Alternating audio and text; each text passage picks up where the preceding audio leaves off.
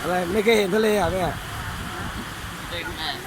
กี่ปี ไปแจกคุณขอหน่อยๆเลยที่มันเที่ยวทะเลแต่บ้านน่ะ กี่ปีแล้ว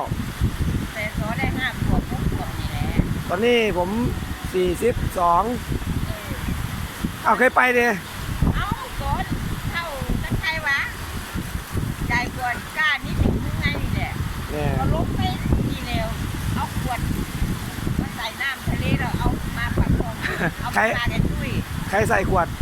สอนให้เรา เอามาฝากใครเอามาฝาก ไอ้ตุ้ย ฝากหมูกัน ฝากไอ้ตุ้ย กลัวมัน ไปเที่ยวทะเลเอาน้ำทะเลมาด้วยวะ ไอหมูกันที่ฉานี่ ไม่รู้สมัยแตะกอนนี่เนาะ อาจจะนึกถึงหมูกันว่างั้น ว่าจะได้ไปเที่ยวทะเลเอาน้ำทะเลมาด้วยว่ะ กี่ปีแล้วนี่ เออ 42ตอนนี้ แต่30 ปีแล้ว37 ปีอะไรอยู่เนี่ย 37 ปีนี่ปาด แต่เขาได้ 5 ขวบนี่ เออ เท่าไอ้นี่ไหม เท่าไอ้นกนี่แหละ เท่าไอ้ก้านี่ เออ